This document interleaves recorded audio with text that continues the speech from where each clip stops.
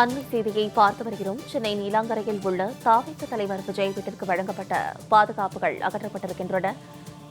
பனையூர் அலுவலகத்திற்கு வழங்கப்பட்ட காவல்துறை பாதுகாப்பும் வாபஸ் பெறப்பட்டிருக்கிறது. தாவேக தலைவர் விஜயின் வீடு மற்றும் அலுவலகங்களில் பாதுகாப்பு அகற்றப்பட்டிருக்கிறது. பனையூர் அலுவலகத்திற்கு வழங்கப்பட்ட காவல்துறை பாதுகாப்பும் வாபஸ் பெறப்பட்டுள்ளது. அண்மை செய்தியாக பார்த்து வருகிறோம். மேலும் இது குறித்தான கூடுதல் விவரங்களோடு இணைகிறார் எமது செய்தியாளர் ஜெயலானி. ஜெயலானி, வணக்கம். இது குறித்தான மேலும் விவரங்களை பதிவிடுங்க. வணக்கம். தமிழகத்தில் நடைபெற்றுக் கொண்டிருக்கக்கூடிய சட்டமன்ற தேர்தலில் தமிழக வெற்றி கழகம் தனிப்பெரும்பான்மையை பெற்றிருந்தாலும் கூட ஆட்சி அமைப்பதற்கு தேவையான 118 இடங்களை கைப்பற்றவில்லை. அதற்கிலிருந்து 10 இடங்கள் குறைவான அளவிற்காகவே கைப்பற்றிருக்கிறது. ஒட்டுமொத்தமாக தமிழகத்தில் 108 சட்டமன்ற தொகுதிகளில் தமிழக வெற்றி கழகம் வெற்றி பெற்றிருக்கிறது. இதில் தமிழக வெற்றி கழகத்தின் தலைவர் 2 இடங்களில் போட்டியிட்டதன் காரணமாக தற்போது தமிழக வெற்றி கழகத்திற்கு 107 சட்டமன்ற உறுப்பினருடைய ஆதரவு மட்டும்தான் இருக்கிறது.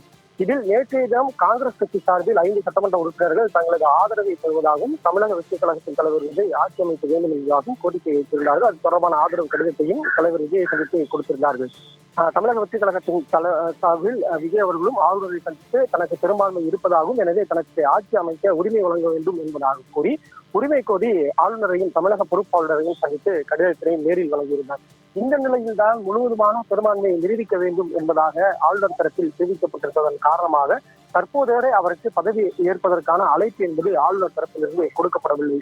இந்த சூழ்நிலையில் அரசியல் வட்டாரத்தில் அடுத்தடுத்து பல திருப்பங்கள் நிகழ்ந்து வருகிறது. குறிப்பாக விஜய் பதவியேற்பு விழா இன்று திட்டமிட்டிருந்த சூழ்நிலையில் திட்டமிட்டபடி இன்று நடைபெறவில்லை. காரணம், ஆளுநர் பதவியேற்பு விழாவிற்கு அழைக்கவில்லை விஜய். இந்த நிலையில்தான் தற்போது விஜயின் இல்லத்தில் இருந்த பாதுகாப்புகள் முழுவதுமாக அகற்றப்பட்டது. குறிப்பாக நேற்று இரவோடு இரவாக விஜய்க்கு வழங்கப்பட்டிருந்த அந்த முதலமைச்சர் கான்வாய் பாதுகாப்பு என்பது நேற்று இரவோடு இரவாக அகற்றப்பட்டது. குறிப்பாக சட்டமன்ற தேர்தல் முடிவு வந்த அந்த இரவிலிருந்தே விஜய்க்கு முதலமைச்சர் அந்தஸ்துக்கான அந்த பாதுகாப்பு என்பது வழங்கப்பட்டது. குறிப்பாக 5 அடுக்குக்குள்ள கான்வாய் பாதுகாப்பு என்பது வழங்கப்பட்டது. அது மட்டுமல்லாமல் நீலாங்கரை இல்லத்தில் வருகை தருபவர்கள் 1 கிலோமீட்டருக்கு முன்பாகவே சோதனை செய்யப்பட்டே உள்ளே அனுமதிக்கப்பட்டார்கள். வெளிநபர்கள் யாரும் உள்ளே அனுமதிக்கப்படவில்லை. அப்படி வேறு யாரையும் உள்ளே வருகிறார்கள் என்றால் அவர்களது பெயர்கள் என அனைத்துமே பதிவு செய்யப்பட்டதற்கு பிறகாகவே அனுமதிக்கப்பட்டார்கள்.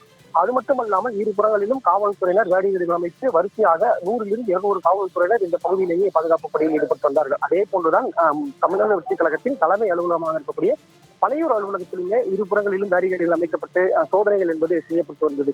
இந்த நிலையில் நேற்று இரவு முதலாகவே விஜய்க்கு வழங்கப்பட்டிருக்கக்கூடிய பாதுகாப்புகள் தற்போது வாபஸ் பெறப்பட்டிருக்கிறது. இந்த நிலையில்தான் தற்போது விஜய் இல்லத்திற்குள்ளாக வைக்கப்பட்டிருந்த அந்த மெட்டல் டிடெக்ஷன் என்பது முழுவதுமாக தற்போது நீக்கப்பட்டிருக்கிறது. தமிழக காவல்துறையினர் தற்போது வீட்டிற்குள்ளே இருந்த மெட்டல் டிடெக்ஷன் மற்றும் வீட்டிற்கு வெளியே வைக்கப்பட்டிருந்த மெட்டல் டிடெக்ஷன் என்ற சோதனை கருவிகள், அது மட்டும் பேரிகேடுகள் என அனைத்து பாதுகாப்புகளையும் தற்போது திரும்ப பெற்றிருக்கின்றனர். விரிவான விவரங்களுக்கு நன்றி ஜெயலானி.